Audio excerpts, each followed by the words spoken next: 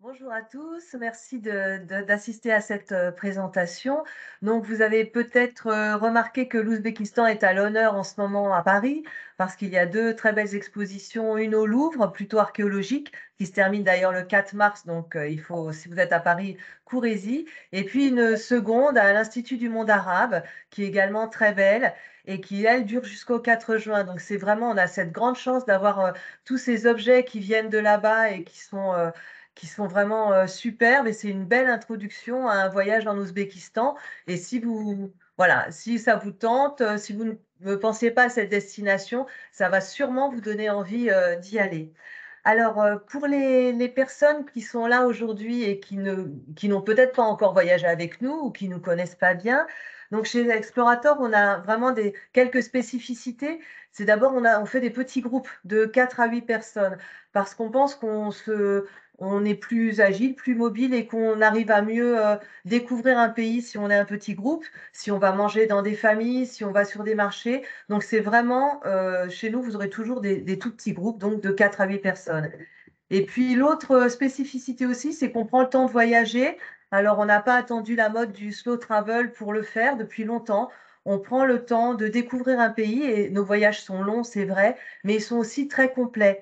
Et ce voyage en Ouzbékistan, donc qui fait 19 jours, il va vraiment vous emmener, d'ouest en est et vous allez voir plein d'endroits, donc de la mer d'Aral à la vallée de Fergana, en passant évidemment par les incontournables parce que, tout ce qu'on rêve de voir quand on va en Ouzbékistan, c'est évidemment, Khiva, Bukhara et Samarcande, entre autres, mais vous allez voir, il y a vraiment des merveilles, partout. C'est vraiment un pays qui est extraordinaire, de richesse, de mélange de cultures et qui vaut vraiment la peine. Mais je vais laisser la parole. Donc aujourd'hui, on a la chance d'être avec Sénia, notre correspondante, et Mansour, notre guide. Donc ils sont en direct de Tachkent, hein. Il est 15 heures là, là-bas.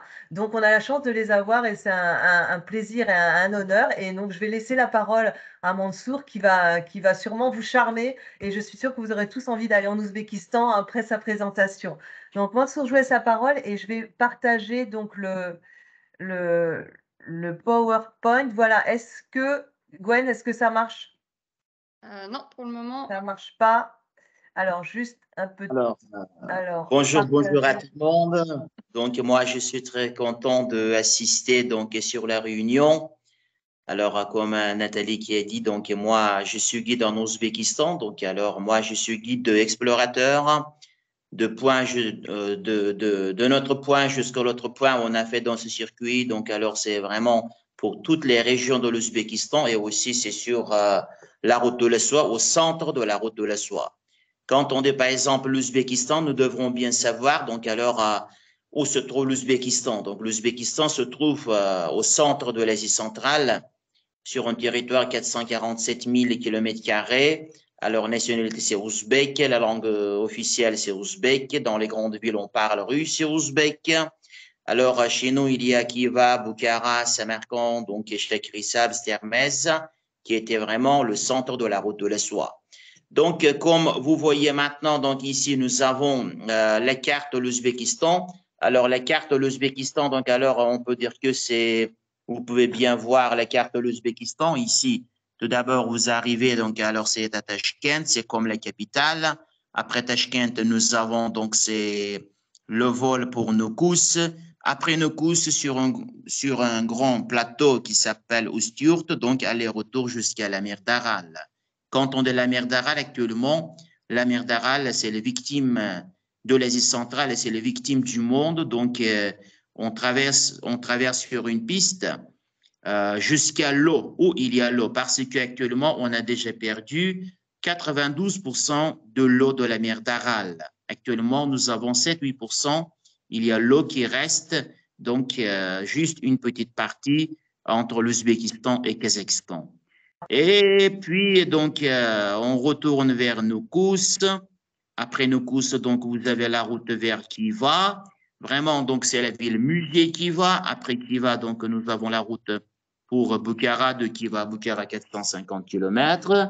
De Bukhara, donc, nous avons le village de Charm. Chez nous, on dit comme ça le village de Charm parce que c'est un village qui se trouve entre les montagnes de Nourata, les montagnes ouzbèques. c'est entre Boukhara et Samarcande. Nous avons donc un village vraiment très, très important donc pour l'écotourisme. Alors, après ça, donc, vous allez descendre sur Samarcande. Après Samarcande, Termez, c'est le sud de l'Ouzbékistan où nous avons la frontière avec l'Afghanistan à côté du fleuve de Amudarya. Et puis, vous avez le retour pour Tashkent. Et voilà, c'est les cartes donc, de votre voyage en Ouzbékistan.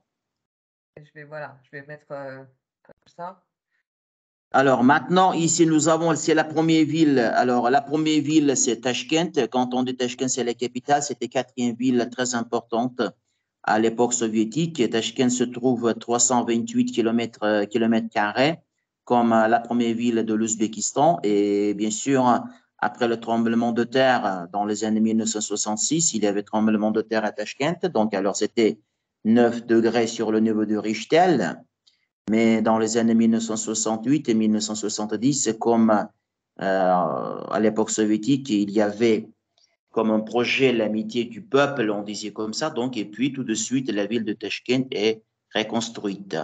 Donc, Tashkent, c'est vraiment très connu avec son marché qui s'appelle Chorsu, ça veut dire que c'est 4 chemins. Alors, c'était comme déjà 2e siècle avant Jésus-Christ. Il y avait un grand marché qui s'appelle Chorsu, comme vous voyez sur la photo à gauche. Et puis, donc, à droite, nous avons la grande médrasa date du 16e siècle. L'école coranique avec la coupole bleue et aussi avec très grande façade avec des souras du Coran.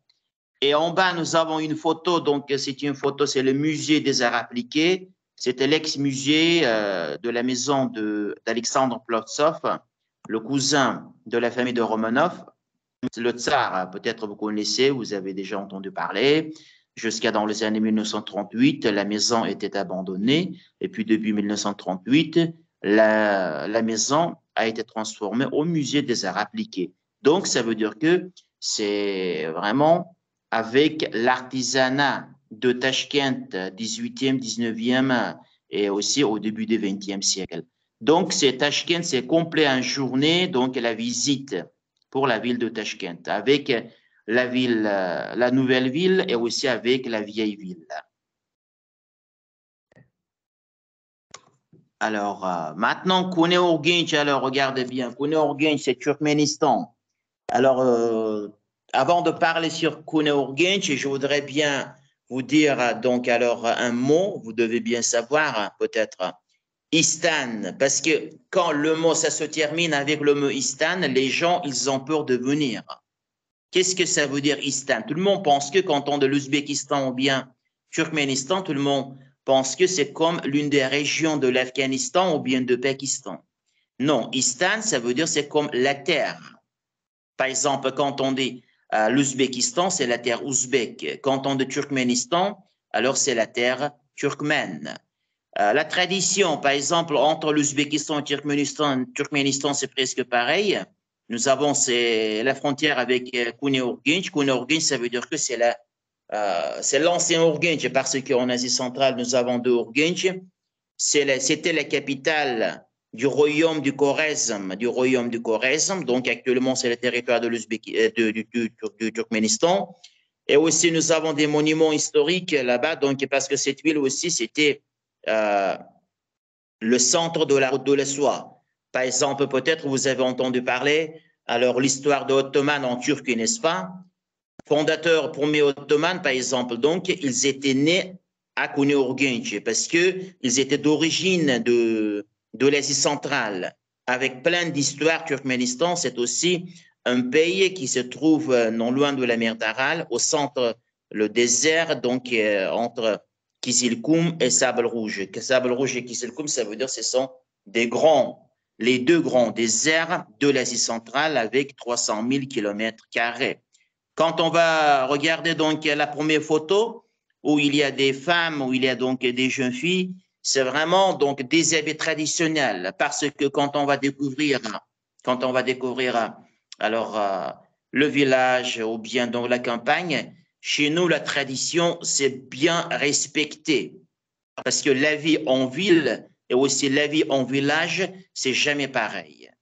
C'est jamais pareil. le respect. Aussi, donc, dans le village, comme vous voyez dans les photos, alors les gens sont très, très accueillants, très accueillants. Quand ils voient les touristes, par exemple, ils disent jamais le touriste, ils disent pour le respecter. Alors, les hôtes, ils disent comme ça, voilà. Donc, ici, vous avez, c'est l'un des villages de Kounourguinch avec son minaret et aussi avec un mausolée qui s'appelle Sultan Senjar, donc qui était 13e siècle, donc à la fin du 12e, au début du 13e siècle, qui était le roi de l'empire du Khwarezm. Donc, et aussi, vous allez voir, là-bas, nous avons, c'est le désert. Alors, Karakoum, le sable noir, nous pourrons dire. Alors, la photo, maintenant, finalement, c'est Khiva, la ville-musée. C'est la ville-musée, nous pourrons dire que c'est le Louvre ouzbek à ciel ouvert, on peut dire comme ça. Parce que Khiva, c'est sur 26 hectares. Sur 26 hectares, actuellement, c'est comme la ville-musée ouverte. Donc, il y a beaucoup de monuments historiques avec plein d'histoires, avec son minaret inachevé. Chez nous, on dit comme ça, si quelqu'un qui n'a pas visité Khiva, alors ça veut dire que c'est pas la visite pour l'Ouzbékistan, comme ça, voilà. Nous avons mosquée, madrasa, minaret, mausolée, caravansérail, partout. Donc, la ville, en ville, par exemple, donc, il n'y a pas des activités comme les autres grandes villes. 26 hectares avec sa population et aussi avec ses monuments historiques. Donc, nous avons le rempart de Khiva. Donc, le rempart de Khiva, c'était comme pour protéger. Et aussi, il y a 4 portes, comme la porte de l'ouest, la porte du sud, la porte de l'ouest, etc. Donc, et aussi, on a une mosquée. Peut-être après avoir vu la photo, peut-être vous pouvez dire que donc en Europe aussi, il y en a. Donc, en Espagne, donc, il y a une mosquée comme ça. C'est la Mosquita. C'est même histoire, c'est même époque, 8e siècle, parce que l'une des premières mosquées qui a été construite par les Arabes après l'invasion des Arabes dans les années 705 et 712. Alors, c'était pour convertir à l'islam. Parce qu'avant d'accueillir l'islam et aussi à Khiva aussi, il y avait d'autres religions. Ça veut dire que c'était la religion zoroastrisme. Peut-être vous avez déjà entendu parler. Ahura Mazda, Ahriman, Ra, Mitra, etc. Comme les dieux. Alors, les personnages importants pour cette religion. Et Avesta comme un livre sacré, c'était bien respecté avant d'accueillir la religion islam, donc avant le 8e siècle dans cette ville. Donc, parce que auparavant, donc avant d'arriver, par exemple, les Arabes, avant d'arriver les Turcs, par exemple, donc partout il y avait donc un grand royaume, l'empire perse, on disait comme ça, voilà.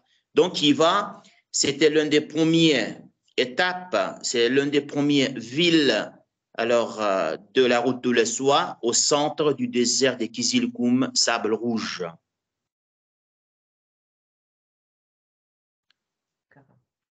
Maintenant, Boukhara.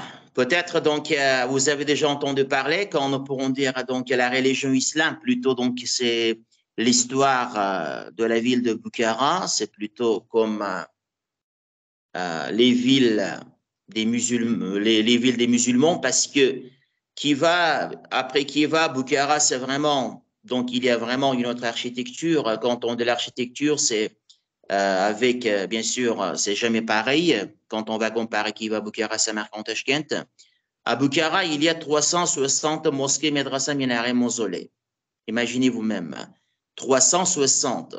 Mais bien sûr, vous ne pouvez pas visiter tous les monuments, c'est pas possible. Toujours, on visite les monuments très importants et très principaux. Donc, parce que, alors, toujours le grand minaret, toujours la mosquée et aussi la médrasa et le rempart qui avait joué un grand rôle 15e, 16e, 17e, 18e et jusqu'au début du 20e siècle, qui est Boukhara. Et Boukhara était 4e ville importante dans le monde musulman, bien sûr après la Mecque, après Bagdad, après Damas.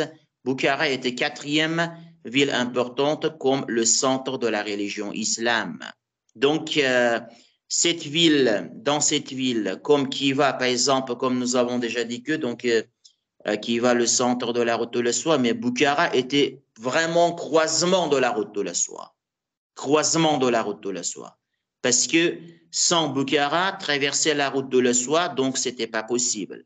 Peut-être vous avez déjà entendu parler sur la route de la soie, il y avait le chameau bactrien, n'est-ce pas? Donc, quand on dit le chameau bactrien, alors on peut dire que, donc d'après l'histoire, c'est comme les chameaux de Bukhara. Les chameaux de Bukhara pour traverser le grand désert. Donc, chez nous, actuellement, après l'indépendance de l'Ouzbékistan, nous avons une fois par an, nous avons le festival de la soie et des épices. Alors, ça veut dire que donc l'Asie centrale et puis les pays qui se trouvaient sur la route de la soie, ils ont choisi que Bukhara. Donc, pour faire un festival, cette année aussi, nous avons un festival à Bukhara. Ça sera donc au mois de juin. Pour l'instant, on dit que le 16, 17 et 18 juin. Donc, on ne sait pas. Donc, juste quelques informations. Et voilà. Donc, Bukhara, alors, c'est perle de l'islam, en bref, quand on dit comme ça. Nous avons la première grande mosquée de Bukhara, date du 8e siècle, à côté du minaret, avec 388 dômes sur le toit de la mosquée, aussi avec son minaret, alors date du 12e siècle, 48 mètres, donc, et avec la fondation comme la forme conique, alors 13 mètres sous la terre. Ici, le rempart de Bukhara, bien sûr, dans chaque ville qui se trouvait sur la route de la soie, il y avait le grand rempart. Quand on disait le grand rempart, donc c'était le rempart pour bien protéger la ville, pour bien protéger la grande ville de la route de la soie. Voilà. Maintenant, nous avons finalement c'est Samarcande. Alors, sans connaître Samarcande, donc alors découvrir l'Asie centrale, découvrir l'Ouzbékistan, c'est pas possible. Parce que Samarcande, c'est le miroir du monde. Actuellement, alors d'après les historiens, ils disent que Samarcande, c'est 8e merveille du monde. Parce que le mot Samarcande, c'est vraiment très, très, très connu. Par exemple, quand on dit l'Ouzbékistan, peut-être il y a des gens alors qui ne connaissent pas, mais quand même, quand on dit Samarcande, ils connaissent bien que c'est l'une des premières villes de la route de la soie en Asie centrale. Par exemple, donc, quand on dit Samarcande, donc c'est juste, nous avons le passage entre Gengis Khan et Tamerlan, le grand empire donc, de l'Asie centrale qui est né au sud de Samarcande, qui a choisi, c'est comme sa capitale, la ville de Samarcande dans les années 1360-65. Et puis, il avait essayé de faire vraiment un très grand empire jusqu'en Chine. Actuellement, donc, à découvrir à Samarcande, nous avons le mausolée de Tamerlan, nous avons la place de Régistan. Quand on dit Régistan, donc alors c'est place de sable. Parce que quand on dit place de sable, avant de construire la grande place de Samarcande, donc il y avait des sables. Ils ont enlevé des sables et puis ils ont construit 3 madrasas. Donc actuellement, c'est Régistan. Reg, ça veut dire qu'en perse, c'est comme des sables. Istan, c'est un endroit comme place. Donc c'est Régistan, place de sable. Et aussi, nous avons comme 8e merveille du monde, donc on a nécropole de Cheikh Izinda. Premier, par exemple, l'histoire a été commencée par l'un des cousins du prophète Mohammed qui s'appelait Koussam ibn Abbas. Lui, il est enterré alors au début du 7e siècle à Samarcande. Et puis, la religion islam a été commencée dans le territoire de Samarcande. Samarcande, c'était aussi première capitale de l'Ouzbékistan. Même quand l'Ouzbékistan a été fondé comme une république à l'époque soviétique, dans les années 1924, le 27 octobre, Samarcande a été choisi pour la première fois comme la capitale de l'Ouzbékistan. Et dans les années 1930, Samarcande a donné son rôle à Tachkent. Actuellement, c'est Tachkent. Samarcande, c'est au centre de l'Ouzbékistan. Sans passer Samarcande, donc, c'est pas possible de découvrir Bukhara, c'est pas possible de découvrir Khiva, et aussi, c'est pas possible de partir vers le sud de l'Ouzbékistan, vers Termez. Peut-être vous avez entendu parler, par exemple, quand nous pourrons dire Termez et Chakri-Savs, ce sont des villes très, très importantes et aussi où il y avait la religion du bouddhisme. Même Alexandre le Grand, peut-être vous avez entendu parler, donc même lui, il avait traversé en passant Samarcande, Chakri-Savs et Termez. Chakri-Savs, la ville natale de Tamerlan, bien sûr. Lui, il est né donc dans cette ville, Chakri-Savs, dans la ville verte, et puis Termez, c'est le sud de l'Ouzbékistan avec des monuments historiques avant Jésus-Christ. Par exemple, à droite, ce que vous voyez, donc ça s'appelle Fayaz Tepa, donc ça veut dire que après les travaux archéologiques, la ville a été trouvée alors au centre de la steppe. À gauche, nous avons le grand premier palais de Tamerlan. On peut dire que d'après l'histoire, à la fin du XIVe, au début du XVe siècle, ce que vous voyez maintenant, le vestige du palais de Tamerlan, dans le monde musulman, c'était comme premier palais parce que l'ambassadeur espagnol qui s'appelle Ruy González de Clavijo, quand il est arrivé à Chakri-Savs et aussi à Samarcande, il avait écrit que, alors, jusqu'à l'arrivée à Samarcande, en traversant beaucoup de pays et beaucoup de l'Empire, on n'a jamais vu les grands bâtiments, le grand palais comme le palais de Tamerlan. D'après l'histoire, au début du XVe siècle, ça veut dire que dans les années 1400, 1401 et 1402, un jour, Tamerlan, il était parti pour envahir Ottoman contre Sultan Bayezid. Parce que dans cette époque-là, Sultan Bayezid voulait envahir l'Espagne et surtout la France. C'était à l'époque de Charles VI. Et puis, pour sauver l'Europe, Tamerlan, il avait envahi l'Ottoman au début du XVe siècle. Bien sûr, nous avons beaucoup d'histoires. Donc, quand vous allez découvrir l'Ouzbékistan, vous allez voir, alors vraiment, donc, où la civilisation, par exemple, donc, comme Avicenne, comme Al-Bukhari, comme Al-Khwarizmi, par exemple, donc, où ils sont nés, parce qu'ils sont nés dans le territoire de l'Ouzbékistan. Donc, alors, ça veut dire que vous allez voir beaucoup de choses et beaucoup de monuments et aussi beaucoup d'informations sur la civilisation mondiale aussi. Maintenant, donc, après Termez, voilà. Ensuite, nous avons la vallée du Fergana. Dans la vallée du Fergana, actuellement, c'est 22 000 km². C'est vraiment une vallée extraordinaire. Par exemple, ça veut dire que c'est les Suisses ouzbeks. Par exemple, en Ouzbékistan, nous avons le climat, c'est continental. Mais quand on va à continental, ça veut dire c'est très sec. Quand on va arriver à Fergana, c'est vraiment une autre température, vraiment une autre mode de vie, un autre artisanat, et puis la montagne, comme vous voyez. Alors, toujours 365 jours, sur la montagne, nous avons la neige. Pour nous aussi, donc, c'est comme vraiment un autre monde, parce que après avoir traversé le désert et la steppe qui va à Bukhara Samarkand, arriver dans une ville alors montagneuse, ça sera vraiment une autre découverte. La vallée du Fergana est le centre de la soie, le centre de la soie. Alors, quand on dit l'artisanat dans la vallée du Fergana, c'est vraiment bien développé. Par exemple, premièrement, c'est que c'est très intéressant, nous avons des céramiques. Céramiques, nous avons 2 fois, 3 fois la cuisson. Par exemple, dans les autres pays, alors une seule fois la cuisson et puis tout de suite la couleur. Non, chez nous, à Fergana, par exemple, au moins 2 fois la cuisson et puis tous les travaux, donc c'est à la main. En plus, la couleur, c'est naturel. Quand on dit la couleur naturelle, bien sûr, c'est toujours avec une valeur importante. Dans les années 1972, première fabrique de soie a été fondée à Margilan. C'est une ville de la vallée du Fergana. Actuellement, c'est la fabrique du tapis en soie et les tissus en soie, vous allez voir. Mais en plus, sur place, nous avons le cocon. Comment on peut tirer du cocon, le fil de cocon, donc, vous allez découvrir sur place. C'est toujours jusqu'à maintenant, surtout à Fergana, on a gardé ce style.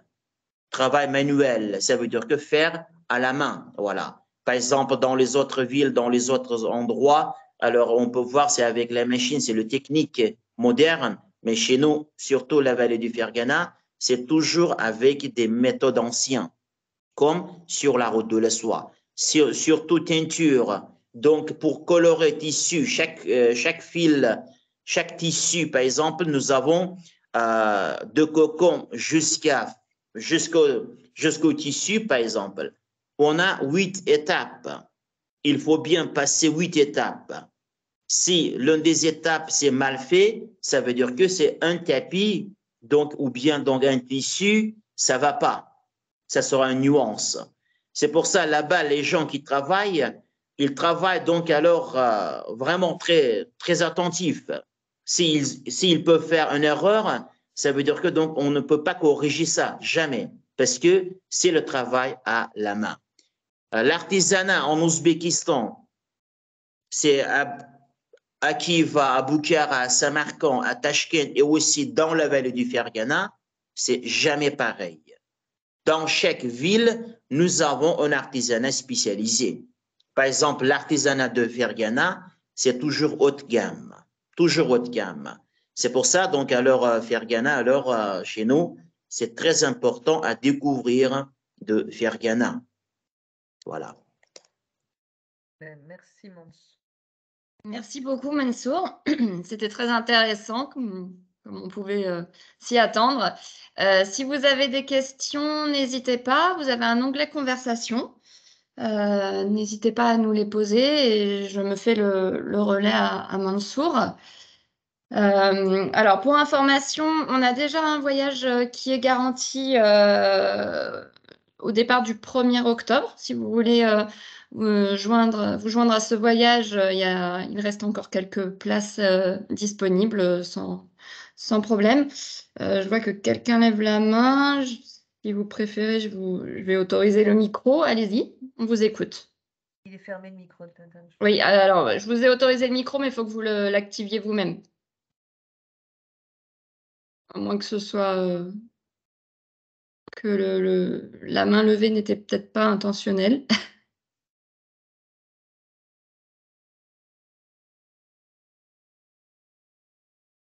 N'hésitez pas à écrire votre question hein, si besoin. En tout cas, ce qu'on peut dire peut-être, Gwen, c'est que sur ce voyage, donc là, je redis pour les gens aussi qui connaissent pas trop Explorator, c'est que ce qu'on offre, c'est tout est inclus. Donc évidemment, les vols, les taxes, les visites, la pension complète. Sur ce voyage-là, vous êtes hébergé dans des hôtels 3 ou 4 étoiles normes locales, mais vous avez aussi une nuit en yourte quand vous allez vers la mer d'Aral. Une des spécificités d'Explorator également, c'est de fournir des minibus où chacun dispose de sa fenêtre. C'est quand même un grand confort parce qu'on fait beaucoup de photos. Maintenant, on aime regarder et voilà. Donc, chacun aura sa fenêtre. Donc, voilà, vous pouvez jouir d'un maximum des paysages et de tout ce que vous pourrez voir. Voilà, je ne sais pas ce que... Alors, Mansour n'en a pas parlé. Pour le voyage actuellement, vous avez peut-être remarqué que le Turkménistan est encore fermé. Il devait rouvrir en janvier. On est dans l'expectative. Pour l'automne, on espère que ce sera ouvert. Si jamais, pour les voyages de printemps, le Turkménistan n'avait pas rouvert, on a déjà fait l'année dernière ce voyage de 19 jours avec des visites complémentaires. Donc, il restera sur 19 jours, même si on enlève les 2 jours, enfin, pour aller à Konya-Urgench. Mais j'espère quand même que le pays va rouvrir pour eux et puis pour nous profiter de ce beau site. Donc, on a une personne qui nous demande quel temps peut-on consacrer à la photo. Nathalie, tu parlais des photos. Alors, on va difficilement donner un temps très précis. Par contre, ce qu'on peut dire, c'est que le fait d'être en petit groupe, 4 à 8 participants, permet de prendre vraiment le temps et d'attendre que les personnes aient fini de profiter du site, de prendre leurs photos. On n'est pas pressé et avec un timing très serré comme on le serait sur des groupes très importants. Donc, vraiment, ça, ce n'est pas un problème. problème. On a beaucoup de personnes qui prennent des photos sur nos circuits. On a l'habitude. Donc, après, effectivement, ce n'est pas un voyage photographique à proprement parler. Donc, le but du voyage, c'est vraiment la découverte des sites et de la culture du pays. Si vraiment vous avez besoin d'un temps très très long pour les photos, n'hésitez pas aussi à nous demander. On peut tout à fait privatiser ou organiser un voyage sur mesure. Mais normalement, vous aurez le temps de faire vos photos. Mansour peut le confirmer, je pense. Oui, bien sûr. Donc, voilà, donc j'ai oublié à dire parce que chaque jour, pendant la visite, donc par exemple, si donc le voyage 19 jours, chaque jour, c'est prévu pour les photos. Par exemple, quand on va arriver à Kiva, pendant que je suis de soleil, avec le groupe, tout le monde monte sur le rempart de Kiva pour avoir belle vue, pour faire des photos. C'est extraordinaire. Et aussi à Bukhara, sur la place de Kalan, où est le grand minaret, comme sur les photos, comme vous avez déjà vu. Là-bas aussi, avec le groupe, donc on arrive après la visite, pendant que je suis de soleil. À Samarkand, on arrive sur la place de l'Éguistan pendant que je suis du soleil pour faire très belles photos. Dans chaque ville, à Tashkent, à Kiva, à Bukhara, à Samarkand, même à Fergana, même à Termez, partout, c'est prévu, les photos.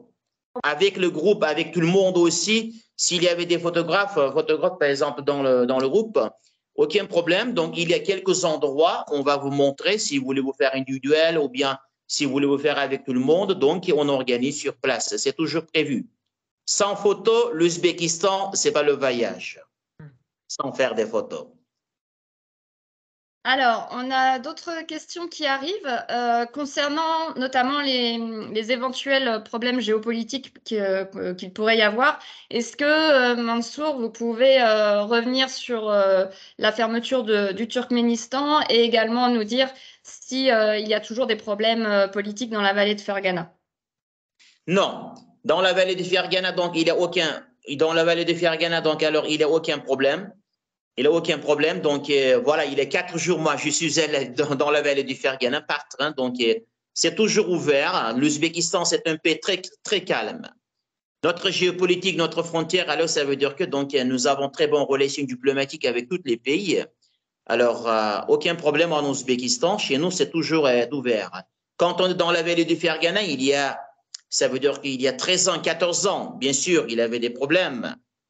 13 ans, 14 ans. Dans la frontière, actuellement, il n'y a aucun problème. Donc, c'était le problème entre Kirghizistan et Tadjikistan. Il y a 2 ans ou bien il y a 3 ans, si je me souviens. Mais l'Ouzbékistan, c'est toujours calme. Pourquoi alors Turkménistan est fermé? Turkménistan est fermé, c'était pendant Covid. Pendant le Covid, ils ont fermé. Jusqu'à maintenant, ils n'ont pas ouvert. Dernière fois, par exemple, nous sommes allés au Turkménistan, au Koneorgunch, à Ashgabat, à Almaty, nous avons déjà fait ça. Alors, 2019, avant Covid. Après Covid, comme partout s'est fermé, alors ils n'ont pas ouvert encore la frontière. Voilà. Normalement, on traversait toujours par la frontière parce que nous avons la frontière entre l'Ouzbékistan et le Turkménistan. Maintenant, on dit que donc bientôt ils vont ouvrir, mais ils n'ont pas affiché encore les…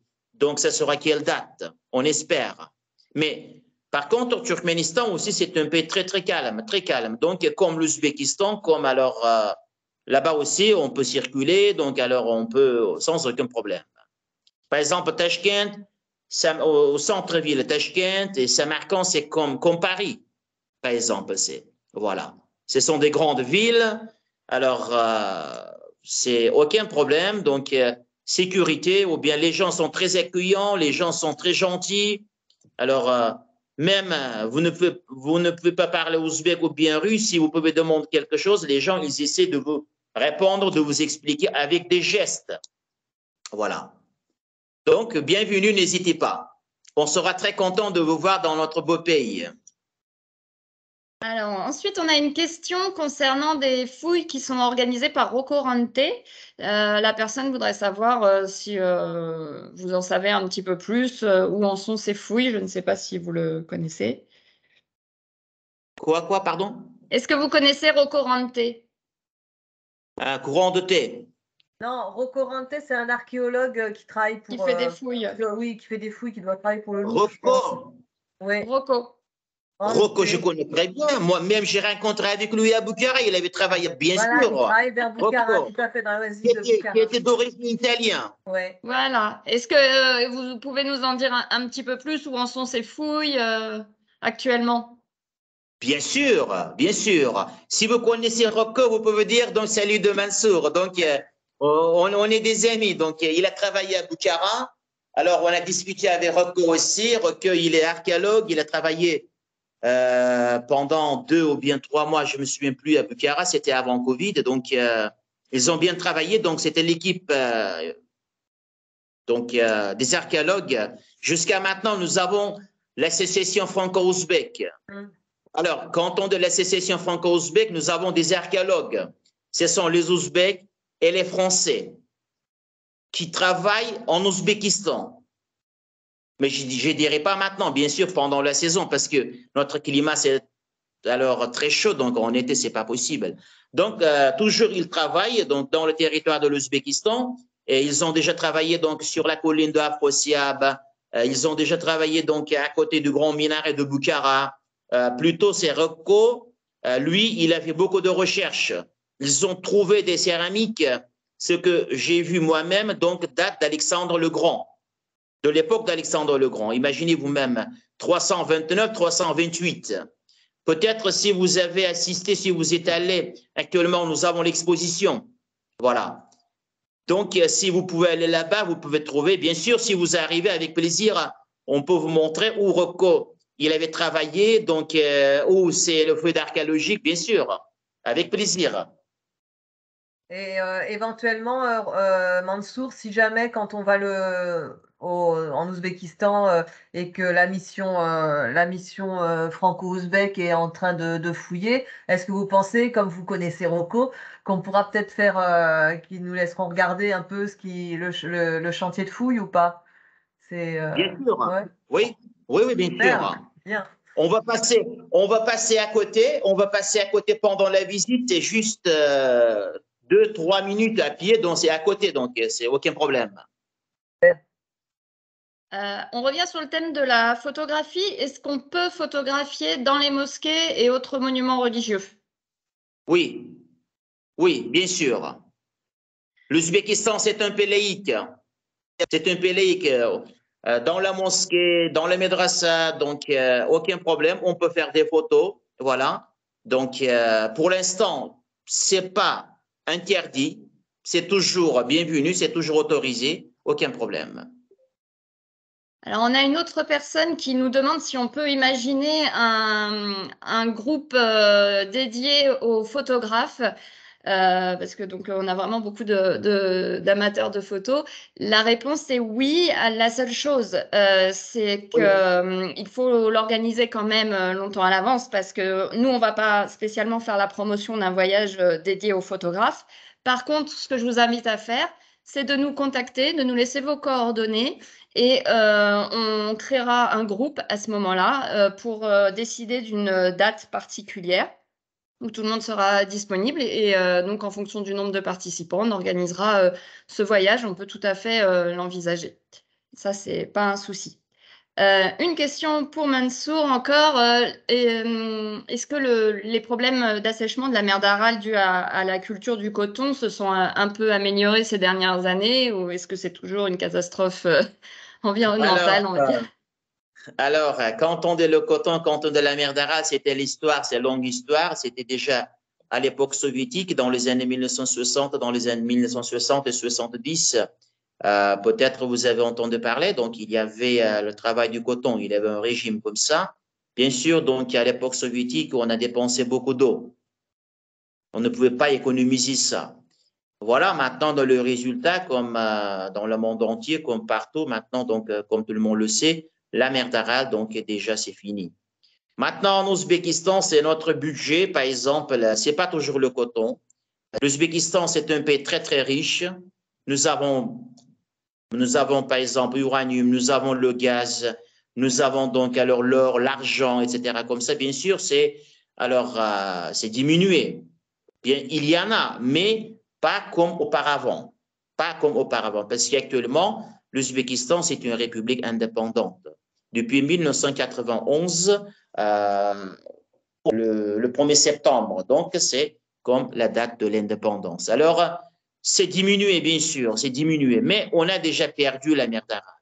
On a déjà perdu. Est-ce que vous pouvez nous dire l'intérêt de prendre le bus pour relier Khiva et Boukhara plutôt que le train? C'est peut-être Ksenia aussi. Alors, par exemple, ça c'est, on peut faire les deux, parce que quand on dit le train, il n'y a pas toujours le train, il n'y a pas tous les jours. Il n'y a pas toujours. Donc, quand on traverse en bus, c'est aussi aventure. C'est aussi aventure quand on dit, par exemple, en bus, on s'arrête quand on veut. On traverse le fleuve de Amudarya. On traverse donc le grand désert, 450 km à 300 000 km² entre Turkménistan et Kazakhstan. C'est l'Ouzbékistan se trouve. Nous avons donc, on passe sur les pas des caravanes, sur les traces des caravanes, par exemple. Voilà. Et on mange, par exemple, au centre du désert, donc c'est aussi agréable, Mais juste avant d'entrer à Boukhara, actuellement c'est 40 km, donc la route est mauvaise. Donc l'État qui est en train de refaire la route parce que comme c'était l'hiver, donc c'est pas fini encore. Mais s'il y a le train ce jour-là, bien sûr le train est mieux. En plus, donc, quand on traverse le train, on arrive un peu plus tôt pour bien profiter de la visite.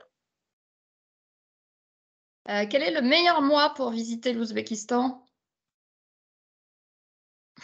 Ça dépend. Parce que chez nous, vous savez, donc, on ne peut pas comparer ça. Parce qu'il y a des gens qui veulent venir donc, vraiment quand il y a le soleil. Il y a des gens qui veulent venir au printemps. Il y a des gens qui veulent venir en automne. Surtout chez nous, décembre, janvier, février, ce n'est pas la saison touristique. Sinon, toujours en Ouzbékistan, de mars jusqu'à la fin d'octobre, même jusqu'à 10, 15 novembre, donc chez nous, on peut visiter. Mais au mois de juillet, chez nous, c'est un peu plus chaud. Au mois de juillet, surtout entre 15 et 25 juillet, de temps en temps, on peut avoir 40, 42 degrés. Voilà. Sinon, 35, 38, de temps en temps 37 degrés. Alors, c'est continental, c'est très sec. C'est pas humidité. Par exemple, on était en France, respirer, c'est un peu difficile, n'est-ce pas? Parce qu'il y a humidité. Chez nous, c'est vraiment très sec. Alors, on peut visiter. Donc, sauf au mois de juillet, on peut venir en Ouzbékistan. Vraiment, donc vraiment très, très belle saison. Par exemple, c'est mars, avril, mai, août, septembre, octobre. Pourquoi appelle-t-on le Kilsingkoul le désert rouge? C'est longue histoire. Alors, normalement, des sables, c'est pas rouge. Le nom est comme ça. Parce que quand on dit les sables, donc dans le sable, il y a l'oxyde de fer. Vous savez très bien, quand on a de l'oxyde de fer, quand il pleut ou bien quand on va verser l'eau, ça va changer sa couleur. C'est pour ça aussi on dit c'est sable rouge, Kizilkoum. Le nom est comme ça, mais la couleur c'est jamais rouge. Parce que c'est une longue histoire, c'est depuis la route de la soie, on dit sable rouge, et aussi deuxième variant, on dit que pendant la route de la soie, après la pluie, partout il y avait des coquelicots. Vous connaissez un coquelicot, donc il y a une plante comme ça, avec des couleurs rouges partout. Partout, il y avait des coquelicots, comme les caravanes qui traversent toujours même route, aller-retour, donc entre les coquelicots. Et c'est pour cette raison aussi, donc le nom est accepté comme sable rouge. Y a-t-il des paysages propices à la randonnée? Alors, randonnée dans le désert. Oui, ou ailleurs. En dehors des villes, est-ce qu'on peut randonner à certains endroits? Est-ce que ça en vaut la peine? Donc, pendant combien d'heures ou bien combien de minutes? 1 à 2 heures, par exemple. On peut le faire, bien sûr. Pourquoi pas? De Kiva à Bukhara, vous avez 450 km le désert, par exemple. Même 3 heures, on peut le faire. Bien sûr. Bien sûr, donc on peut le faire. Donc, par exemple, c'est avant d'arriver dans le village, parce que dans le programme, c'est prévu, il y a un village, n'est-ce pas? Oui. Je ne sais plus où il est. Ça, c'est Xenia. Oui, bien sûr. Dans le programme. Voilà. Avant d'arriver dans le village aussi, donc on peut l'organiser sur place, selon les demandes des clients, par exemple. Voilà. Parce que, alors, sur place, c'est pas compliqué. Donc, mais quand même, on fait toujours. Par exemple, donc, il y a quelques années, quand j'ai accompagné, donc on s'est arrêté, donc le minibus, on est descendu, il y a des gens qui ont fait des photos dans le step, et puis on est allé un petit peu, on a fait aller-retour, mais entre une demi-heure ou bien 40 minutes, on était resté avant d'arriver à Bukhara. Voilà. Et aussi avant d'arriver dans le village aussi. Merci. Est-ce qu'il y a d'autres questions? N'hésitez pas, il est encore temps. Alors, y a-t-il une faune et une flore spécifiques observables durant ce voyage? Faune et flore. Alors, chez nous, donc, quand on traverse le désert, ou bien donc quand on va arriver, alors c'est dans le village, comme voilà sur le programme, par exemple, donc il y a une photo après le vol de Tashkent et Nukous, quand on part sur le plateau de Usturt, c'est déjà un paysage extraordinaire. Alors, nous avons, bien sûr, il y a des arbustes qui poussent dans le désert. Même dans le désert, il y a 40 degrés, même 45 degrés, quand même, il y a des plantes. Par exemple, Saksaoul, donc vous connaissez, Saksaoul et Tamaris, vous avez entendu parler. Et aussi, il y a Firula. Firula, c'est en latin. La férule, c'est en français. C'est une plante qui pousse toujours avec un boule, qui pousse toujours dans un climat continental, dans notre désert. Il y a 3 variétés dans le désert des arbustes qui poussent. Quand on dit tamaris, nous avons quelques variétés du tamaris. Par exemple, c'est tamaris rouge, tamaris bleu et aussi tamaris un peu la couleur rosée aussi, on peut dire. Voilà. Les femmes doivent-elles porter un foulard sur les cheveux comme en Iran? Non, jamais. Non, c'est toujours, comme j'ai dit, donc l'Ouzbékistan, c'est comme l'Europe. Donc, non. Les femmes, les jeunes filles, c'est top modèle chez nous. Donc, elles s'habillent comme elles veulent. Bien sûr, s'il y avait des pratiquantes, avant d'entrer dans la mosquée, donc elles portent des foulards. Voilà. Sinon, même à la maison, même à l'extérieur, même dans le bureau, etc. Voilà, par exemple, regarde Xenia. Rien du tout sur la tête, ni foulard, ni burqa, rien du tout. C'est comme ça. Et Mansour, pour les visites dans les mosquées, on peut y aller comme ça aussi, ou il faut quand même avoir un foulard? Alors Nathalie, actuellement, nous avons beaucoup de mosquées. C'est comme le musée, beaucoup de mosquées et beaucoup de médrassas. Quand on dit la médrassa, c'est l'école coranique. Avant de commencer la visite, si nous avons des endroits comme ça, on va vous dire, par exemple, donc c'est 8h30 ou bien 9h, c'est le départ de l'hôtel. Si on va visiter donc un endroit sacré où il y a les imams ou bien où il y a des descendants du prophète qui est enterré, dans ce cas-là, avant de sortir de l'hôtel, on va dire donc aux voyageurs, alors prenez quelque chose sur la tête, surtout les femmes. Voilà, surtout pour les femmes. Sinon, aucun problème. Alors, quelle est la part consacrée à expliquer l'histoire du pays, la géopolitique? Pardon? Quelle est la part consacrée à expliquer l'histoire du pays et la géopolitique? Alors, géopolitique de l'Ouzbékistan, nous avons donc la frontière avec 5 républiques. 5 républiques. Alors, c'est Kazakhstan, Turkménistan, et Afghanistan, et Tadjikistan et Kirghizistan. Nous sommes au centre de l'Asie centrale. Actuellement, donc, en Ouzbékistan, nous avons plus de 36 millions d'habitants. Ça veut dire que l'Ouzbékistan, en Ouzbékistan, il y a 75% de la population de l'Asie centrale habite en Ouzbékistan chez nous. 75%. Parce que l'Ouzbékistan, c'est un pays très calme et tranquille.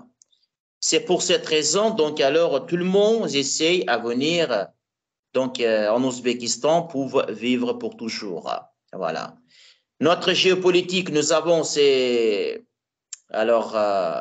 des relations diplomatiques avec toutes les républiques à côté de nous.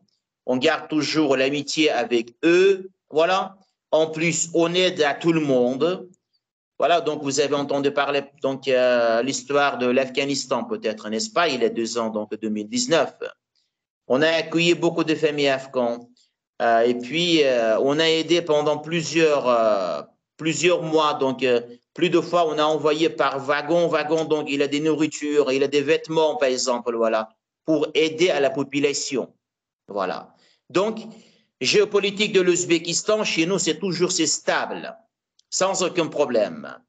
On est très loin des républiques où il y a la guerre ou bien où il y a des problèmes. Voilà. Mais Mansour, je pense que la personne qui pose la question, elle voulait savoir pendant le voyage, si j'ai bien compris, pendant le voyage, est-ce que vous allez parler justement de l'histoire, de la géopolitique et si on passe juste dessus vite fait ou si vraiment c'est quelque chose que vous allez développer? Oui. Et je pense que de toute manière, il faut que nos voyageurs sachent que justement, là encore, vous êtes en petit groupe, vous avez la possibilité d'échanger avec votre guide et de poser plein de questions sur les questions que vous avez. Il ne faut pas hésiter parce que justement, vous avez ce lieu pendant 19 jours. Vous pouvez justement amener un sujet et Mansour sera content de vous répondre. Hein. Oui, bien sûr. Parce que sur géopolitique de l'Ouzbékistan, donc c'est un sujet très, très longtemps, ça. Voilà. Et comme vous pouvez le voir, Mansour n'est pas avare d'informations. Donc, il n'y a pas de problème. Vous pourrez poser toutes les questions que vous le souhaitez.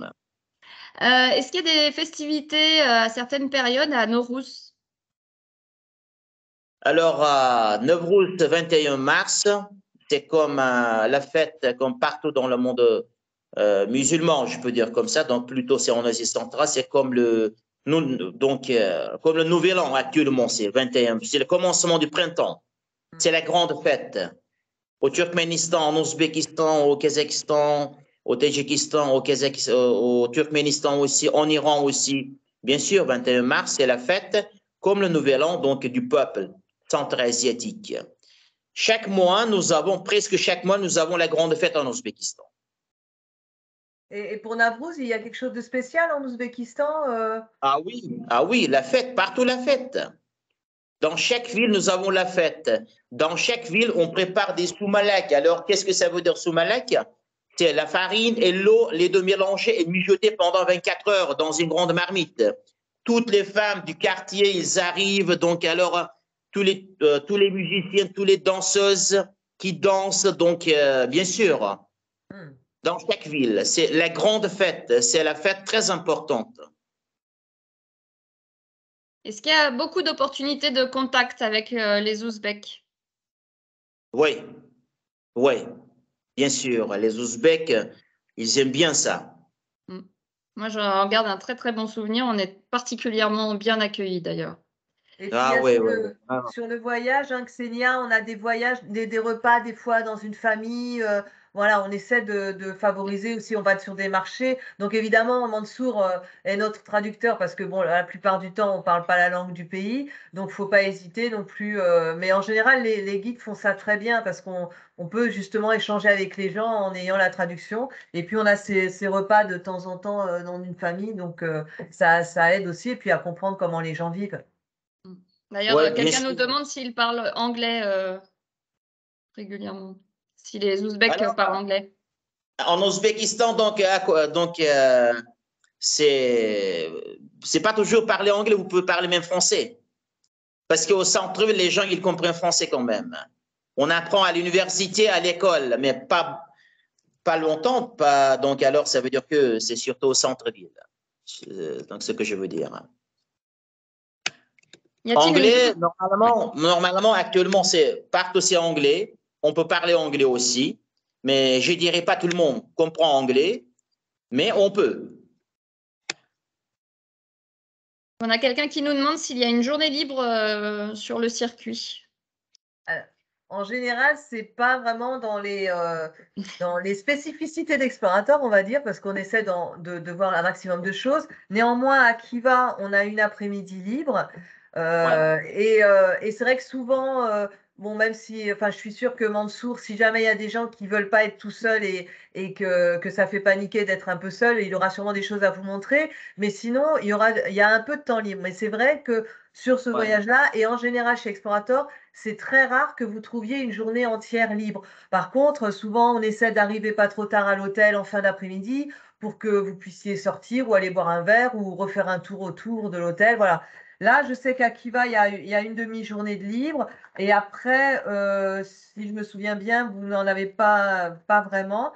Et après, chose qu'on peut aussi préciser, c'est que vous pouvez toujours faire une extension ou demander à rester 1 ou 2 jours de plus si vous voulez par exemple passer plus de temps à Tachkent ou retourner à un endroit. On peut très bien, je dirais plutôt à la fin du voyage, en général ça se fait, mais vous organisez un séjour libre en Ouzbékistan, voilà, quelques jours, plusieurs jours. Enfin, c'est vraiment à votre demande. Là, il ne faut vraiment pas hésiter à nous demander et on vous fera une proposition. Oui, même à Tachkent, il n'y a aucun souci pour arriver un jour plus tôt, repartir un jour plus tard.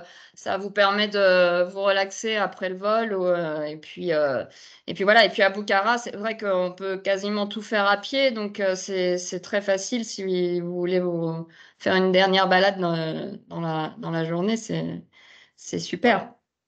En plus, les hôtels se trouvent au centre-ville. Dès que vous allez sortir de l'hôtel, donc 2 mètres, vous avez tout de suite mosquée, madrasa, minaret, mausolée, caravansérail, partout.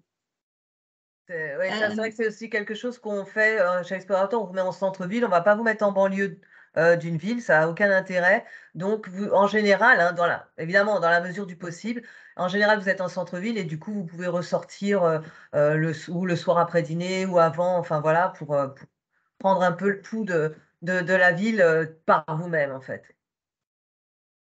Quelqu'un nous demande jusqu'à quelle heure on a de la clarté dehors et jusqu'à quelle heure fait-il jour en octobre? Alors, au mois d'octobre, donc, après le petit-déj, on part par exemple à 9h, pour visiter. Et aussi, on retourne donc vers l'hôtel, donc c'est avant le dîner, ça veut dire que c'est vers 4h30 après-midi, vers 16h30. De temps en temps, on retourne à 16h. Normalement, donc déjà au mois d'octobre, donc déjà 18h, donc alors c'est la nuit. Alors, quelqu'un nous demande combien de participants maximum sur ce voyage. Donc, c'est 8 participants maximum. Donc, voilà, c'est vraiment du petit groupe. Il faut pas hésiter. C'est l'intérêt aussi de ce circuit, c'est de pouvoir prendre notre temps sur chacun des sites parce que c'est vrai qu'en Ouzbékistan, il y a beaucoup à voir. Et donc, voilà, le fait d'être en petit groupe, ça permet encore une fois de se fondre dans la masse, de passer plus de temps sur les circuits plutôt que dans l'organisation dans l'organisation du voyage. On a tous connu des voyages où on devait attendre longtemps certains participants qui n'étaient pas encore montés dans le bus. Voilà, là, c'est vraiment pas ça avec les voyages explorateurs. Donc c'est très plaisant. Donc oui, effectivement, 4 par véhicule. Et voilà, si vous êtes 8 participants, Nathalie, il me semble que ce sont des châssis courts, donc ce sera 2 véhicules. Ça, je sais pas, faut avoir Xenia. C'est un minibus, je sais plus. C'est un minibus normalement. C'est du minibus, pardon. Ouais. Minibus avec air conditionné et On a de normalement, garantie. c'est plutôt le minibus, c'est pas des 4x4. Hein. Bon, c'est vrai que les routes sont relativement bonnes sur une bonne partie du circuit, donc le minibus correspond ça, au Xenia, voyage. vous nous confirmez bien, c'est des minibus. Ah, je crois que Xenia, Le micro est coupé. Oui, mais en plus, elle est figée. Je pense qu'elle a un problème de connexion. Non, mais c'est ce qui est prévu de toute manière. C'est un minibus, c'est pas des 4x4. Ouais, minibus pour 8 personnes, oui, bien sûr. Et toujours une fenêtre garantie par participant, ça c'est important aussi. Chacun a son espace. Est-ce que vous avez d'autres questions?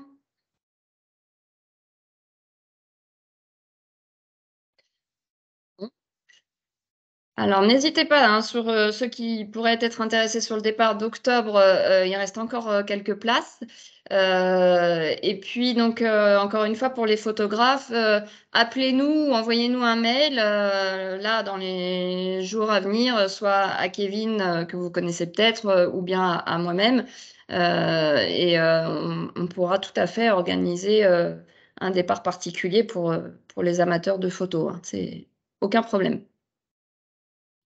Voilà, bon, bah, il me reste à remercier Mansour, Xenia et Nathalie.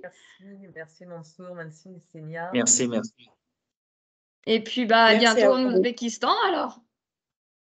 Bien sûr, bienvenue toujours en Ouzbékistan, n'hésitez pas. Découvrir le centre de la route de la soie qui va à Bukhara, Samarkand, Tashkent. Voilà. Merci à tous. On vous enverra d'ici quelques jours le lien pour visionner de nouveau la vidéo si vous avez besoin. Et puis, à très bientôt. Merci beaucoup. Au revoir. Au revoir. Au revoir, merci. Ciao.